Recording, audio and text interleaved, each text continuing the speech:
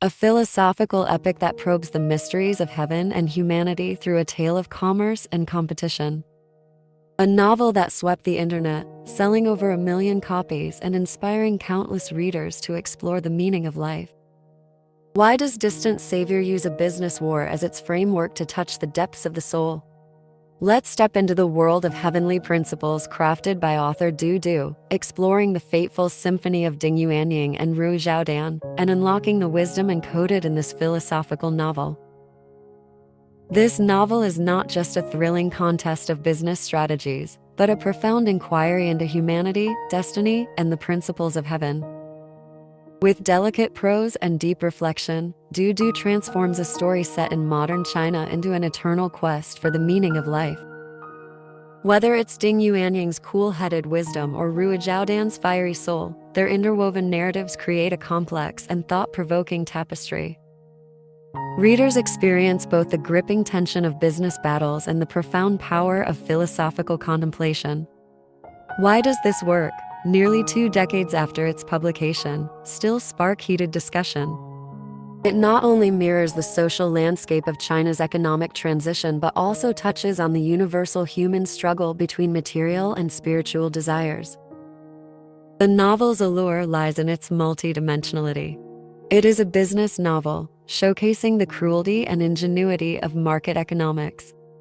It is a love story, portraying the connection and sacrifice of soulmates. Above all, it is a philosophical novel, delving into the ultimate questions of heavenly principles and redemption. Whether you're a career-driven professional or a seeker of inner truths, this novel offers a mirror to examine your choices and beliefs. As Dou Dou writes through Ding Yuanying, cultural attributes determine destiny. Through the clash of culture and humanity, this work guides readers into a world that is both grounded and transcendent. Creative, philosophical sparks in an era of transformation. Dou Dou, whose real name is Wang Xiaohua, is a low-profile female writer born in northeast China in the 1960s.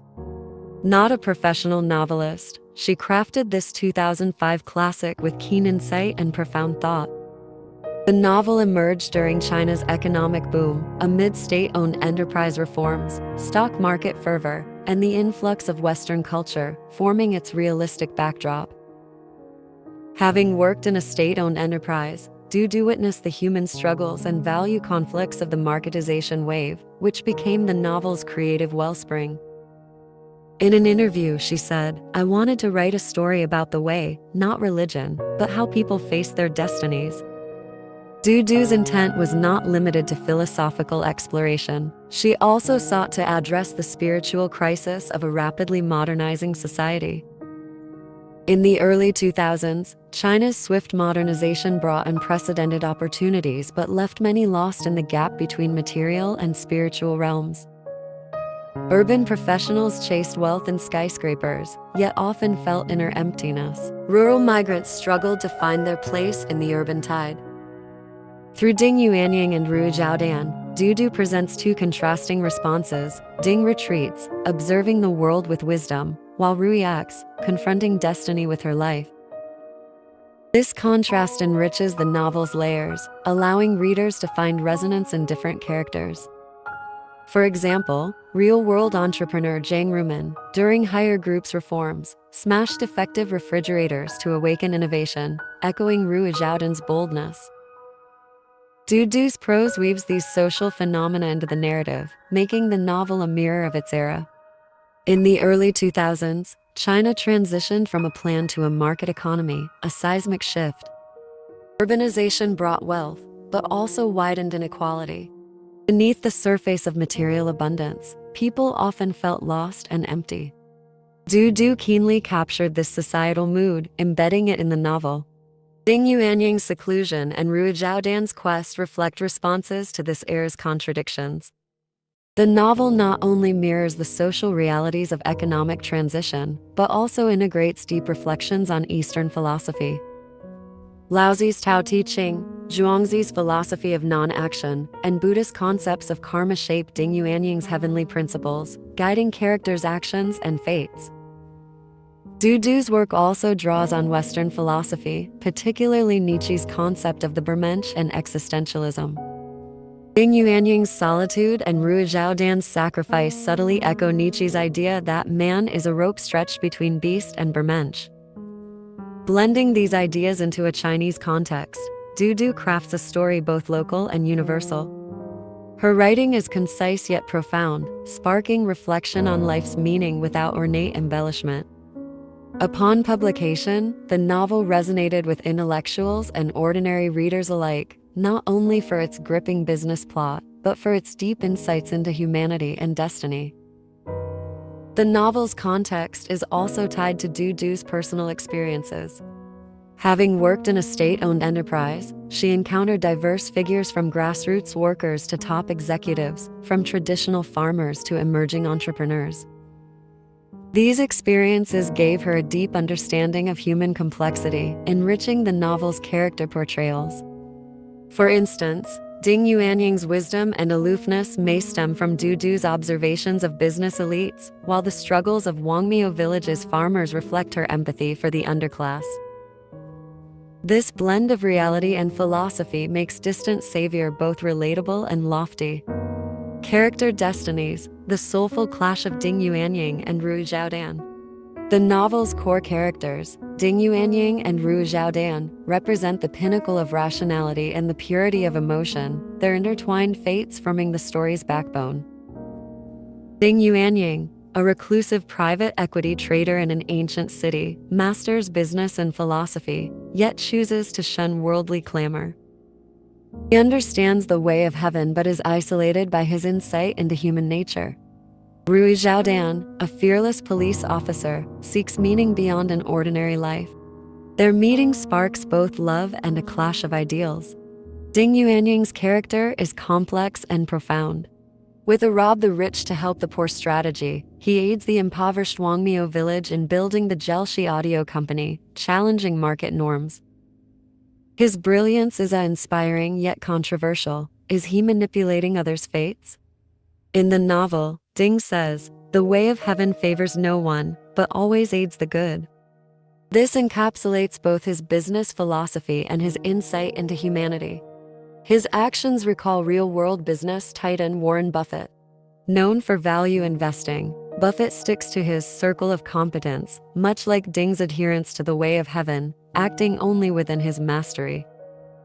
In the 1990s, Buffett avoided tech stocks, admitting he didn't understand them, a restraint akin to Ding's reclusive mindset. Rui Xiaodan, by contrast, lives her beliefs through action. She loves wholeheartedly and faces danger fearlessly, ultimately sacrificing herself in a drug-busting mission, leaving readers heartbroken. Her story evokes real-life anti-drug hero Yang Jun. Yang, a Yunnan border officer, infiltrated drug cartels and died in action in 2008 at age 35. Rui and Yang share a commitment to justice with their lives. Rui declares, "I don't want to live too clearly, I just want to live freely." This reflects her pursuit of a life true to her heart, not bound by calculations. Her choice recalls mountaineer Xiaodan, who, after losing both feet to frostbite in 1975, summited Everest in 2018 with prosthetics, saying, "I climb not to conquer the mountain, but myself." Rui, too, faces dangers to define herself through action. Each dialogue between Rui and Ding is a clash of ideas. She challenges his rational barriers, while he feels the warmth of humanity in her sincerity. In one exchange, Rui questions Ding's seclusion. "You see through everything, why not live more simply?" This highlights her candor and their core conflict, rationality versus emotion. This tension isn't about right or wrong but different interpretations of life's meaning, prompting readers to reflect on their own choices. Their relationship transcends simple romance, becoming a philosophical dialogue. Ding represents the cold rationality of the way of heaven, while Rui embodies the fervent pursuit of humanity. Their love is fraught with tension. Ding tries to analyze love rationally, only to waver before Rui's sincerity. Rui, knowing Ding's solitude, chooses to stand by him. Their outcomes, Ding's retreat and Rui's sacrifice, reflect the novel's meditation on destiny. Can one transcend the way of heaven to find personal redemption? This soulful clash drives the plot and invites readers to reflect on their own lives. Other characters like Wang Miao Village's farmer Liu Dai and Ding's friend Han Shufeng also reflect the complexity of heavenly principles. Liu Dai embodies the simplicity and limitations of traditional farmers, moving from skepticism to trust in the Gelüshi project, only to lose everything to greed. Han Shufeng, both a business participant and observer of humanity, shows that even under Ding's brilliance, ordinary people hold their own struggles and convictions. These characters' multifaceted nature enriches the novel's tapestry of human experiences. Business wisdom, the art of robbing the rich to aid the poor. The novel's business plot centers on the rise of Gelüshi Audio Company, showcasing Ding Yuanying's commercial acumen. With a rob the rich to help the poor strategy, he helps Wang Miao Village's farmers challenge audio giant Gelüshi Company, upending market dynamics. This plot is not only the climax of the business war, but a practical application of the way of heaven. Ding's strategy hinges on winning as the weak. He leverages information asymmetry and market gaps, designing an unconventional model, low-cost production, high-value products, and targeting rural markets. This mirrors real-world company Xiaomi. Founded by Lei Jun in 2010, amid Apple and Samsung's dominance, Xiaomi used an internet plus hardware plus new retail model to offer high-value phones, becoming the world's third-largest smartphone maker. Like Gelüshi, Xiaomi entered as an underdog, using innovation and efficiency to challenge giants. Lei Jun once said, "Stand on the wind, and even a pig can fly." Ding goes further, not only finding the wind but building a plane for Wang Miao Village. Ding states, "The market isn't a charity, it's a battlefield of interests." He guides the villagers to form a company, introducing a shareholding system to spark their initiative. This resembles Toyota's lean production, emphasizing total participation and efficiency. Toyota's 20th century Kanban and zero inventory revolutionized production, much like Ding's focus on efficiency through precise resource allocation and rule design. His strategy reflects not just technical innovation, but a deep understanding of human motivation. For instance, he involves villagers in decision-making to foster ownership, akin to Haidalau's founder Zhang Yang, who used employee shareholding and service culture to grow from a small eatery to a global chain. Zhang Yang said, "Giving employees a sense of belonging is more important than any management system." Ding similarly transforms villagers from passive workers to active stakeholders through shares and transparent rules. Yet, this strategy's limitation lies in its reliance on participants' discipline and cooperation. When greed or short-sightedness prevails, the rules falter, foreshadowing Gelüshi's eventual dissolution. His approach sparks debate. Is Ding too ruthless, treating villagers as pawns? This echoes real-world mogul Jack Ma, whose disruptive strategies with Alibaba revolutionized commerce but drew criticism for his 996 work culture. The business climax is Gelüshi's courtroom battle with Leshing. Leshing attempts to crush Gelüshi with a patent lawsuit, but Ding, anticipating this, exploits legal loopholes to counter, forcing Leshing to yield. This recalls Huawei's patent war with Qualcomm in the 2010s, where Huawei's technical prowess and legal strategy challenged Qualcomm's dominance. Huawei's founder Ren Zhengfei said, "We don't fear lawsuits, but we don't provoke them." Ding, too, flips the game within the rules, not by breaking them. The business war also reveals human dynamics. Gelüshi's success relies on Ding's strategy and the villagers' execution, but their eventual split over profit distribution leads to the company's collapse. This mirrors the shared economy's OFO bike sharing, which soared in 2016 but went bankrupt by 2019 due to mismanagement and waste. Ding's business wisdom teaches that success requires balancing strategy with human nature, or victory is fleeting. Heavenly principles, the beauty of impermanence behind the law. The core of Distant Saviour is the way of heaven, a philosophical theme woven throughout. Ding Yuanying frequently references the way, defining it as objective law neither defied nor fully controlled. He says, "The way isn't God, it's law. Follow it, and you achieve more with less. Defy it, and you reap the consequences. This draws from Laozi's Tao Te Ching, particularly the way follows nature. Laozi wrote, "Man follows earth, earth follows heaven, heaven follows the way, and the way follows nature." Ding's philosophy modernizes this, embodying non-action wu wei. He never forces change, but guides outcomes through rules, as seen in the Gelüshi project, where he provides a framework for villagers to act. This mirrors management's empowerment theory. Companies like Google foster creativity through autonomy, with policies like 20-time birthing innovations like Gmail, akin to Ding's non-interventionist approach. Google's founder Larry Page said, "We don't control employees, we inspire them." Ding similarly lets systems run themselves, not micromanaging. The way isn't cold fatalism but holds the beauty of impermanence.